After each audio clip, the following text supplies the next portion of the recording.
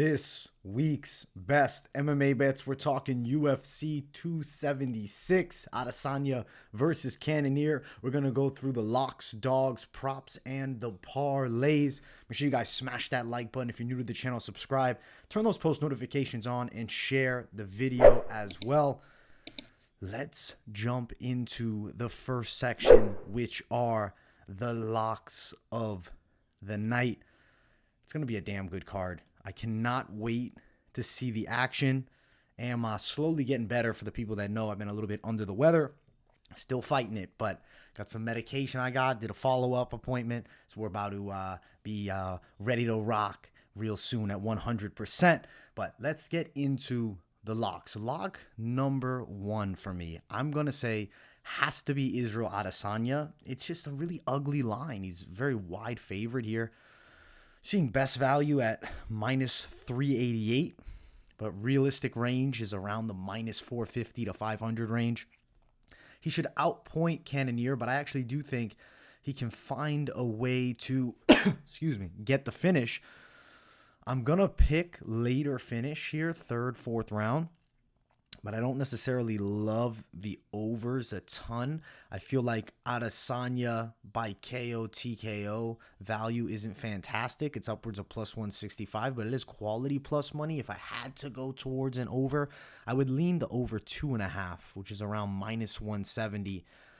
I don't see Cannonier with too much of a shot to beat him. I think Adesanya is going to be able to do his thing on Jared and pull this one out. And I do think Cannonier might bring the best out of Izzy. So that's why I feel like we got a shot for an Adesanya KO TKO win, which would be very good for the legacy. He needs a finish right now. And I do think he's going to get one this weekend. Let's get to the next one. Lock 2, Sean O'Malley, minus 288.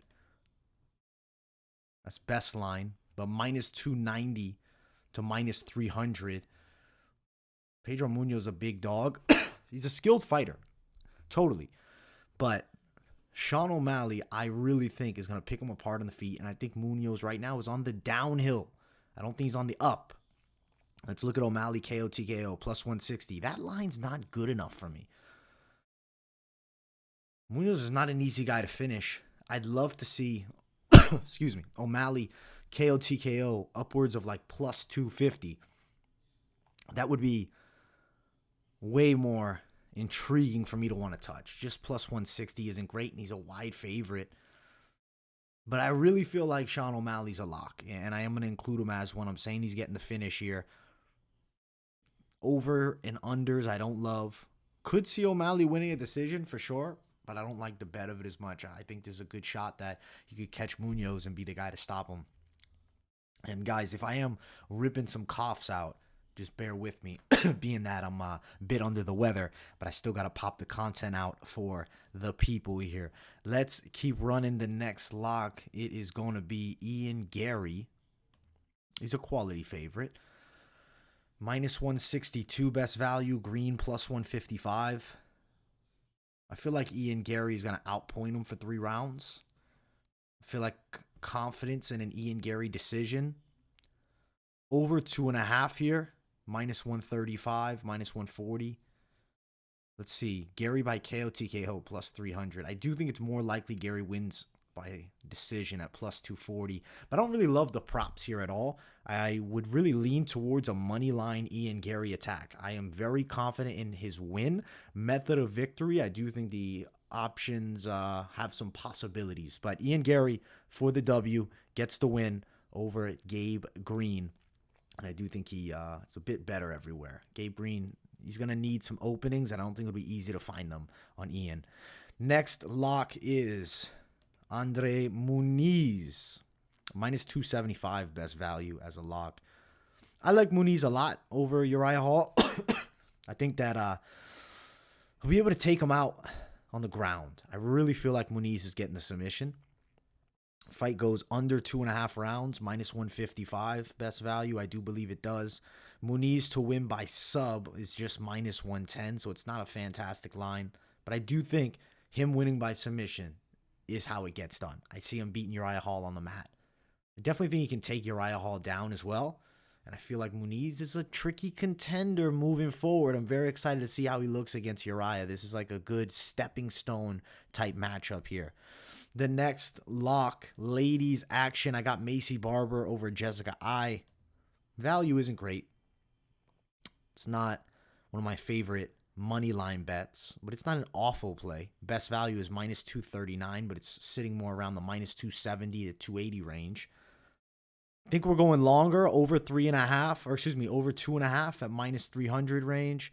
I feel like Macy Barber to win by a decision. That is the official pick. Barber by decision line.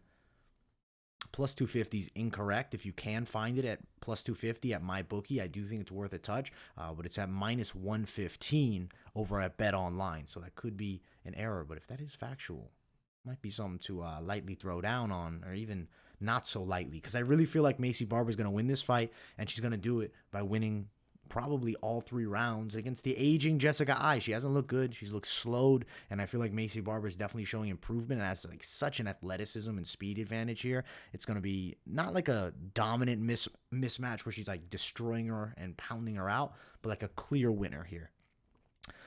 Let's go towards the dogs here, and let's talk some.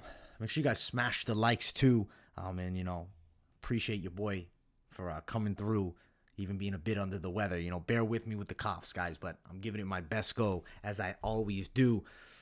I feel like we have to talk value dogs, not necessarily picks, but value dogs that I like here. Max Holloway is going to be very live in a fight with Alexander Volkanovski. He's plus 180, best value as an underdog, and I feel like it's going to be an ultra competitive fight that goes long. Holloway to win by a decision, upwards of plus 300. If you can find Holloway by decision around plus 300, if he is to win, I do believe that's probably how he does it. And like the line plus 300 is pretty solid. I mean, it's not a bad attack to just money line dog play Max Holloway if you're feeling confident towards the side. Still, the official pick is going to be Volkanovski to win a decision. But some of the lines have really flip-flops, and I need some dogs that I feel have value and are worth talking about. And I do think Max Holloway is one of them. Can't fully underestimate the former champion of the world. Next potential dog.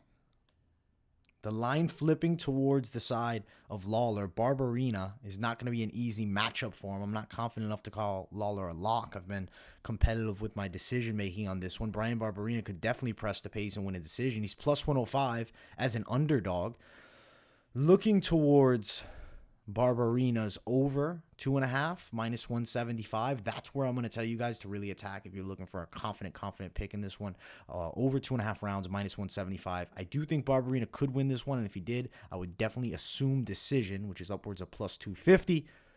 But the over 2.5, extremely confident. Regardless of the side you're on for the winner, I think this fight going the distance is pretty damn likely here. And over 2.5 is a good hit. The next one, I feel like Cerrone has to be brought up. The fight being at 170 is concerning for me and for most that, know of Jim Miller. He's not a huge lightweight, and he's jumping up a weight class to fight Cerrone, who definitely has clear length advantages on him. Can Cerrone survive longer? That's a big question.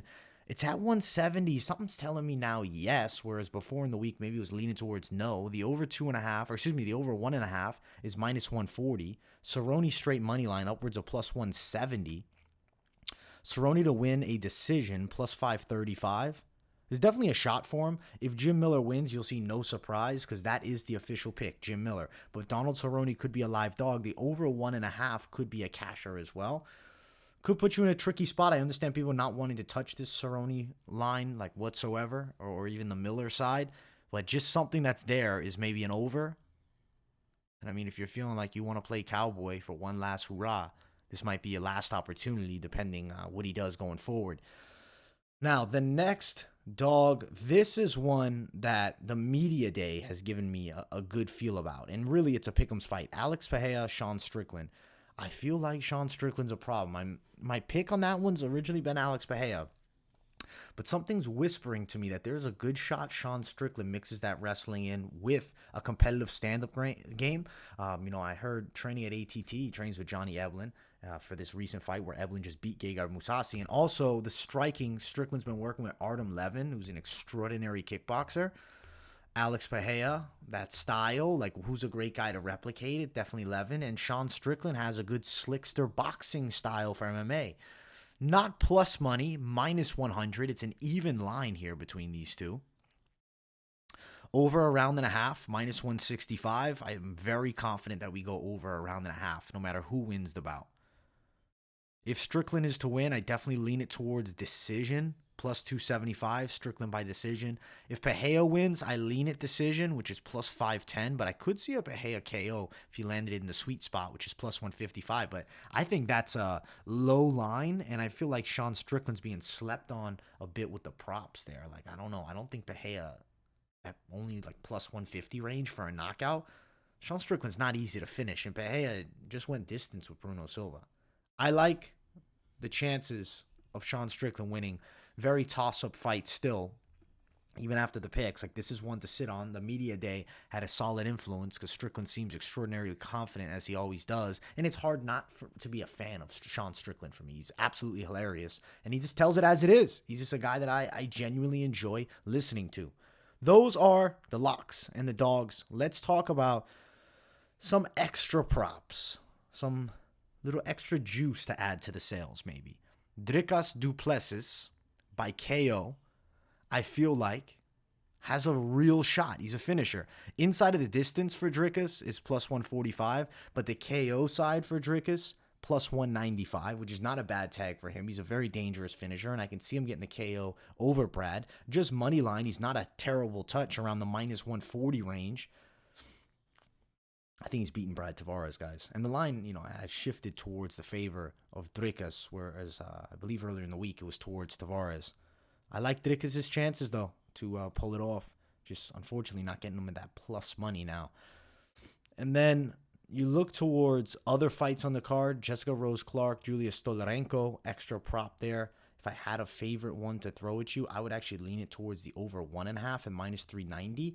But there's a Hail Mary on this one that I don't think is an awful idea. Stolarenko by sub, upwards of plus 500. She does have good arm bars. And if Jessica Rose Clark fights with low fight IQ, is overzealous, and not respectful of the ground game, there's a legit chance she gets caught in something. I definitely could see it as a fair possibility in this fight.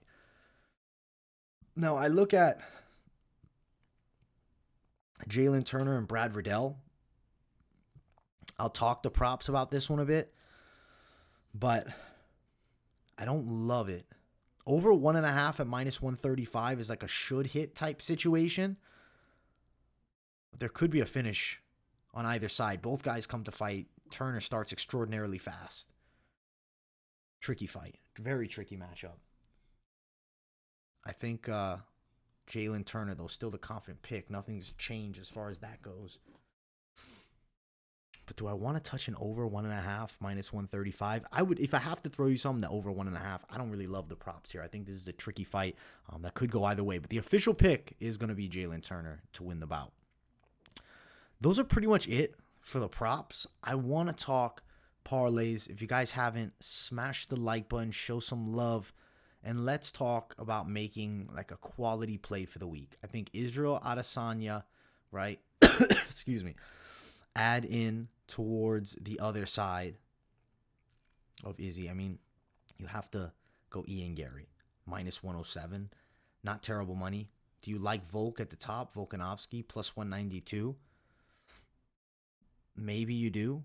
Maybe you don't. I like Volk to win, but it's tricky including Volk in a parlay because I do think Max Holloway is super live in this fight. Plus 412 if you had Holloway, Garry, and Adesanya. That could be like a good, more Hail Mary style play. A wide hitter at O'Malley plus 150. I don't think that's a terrible line.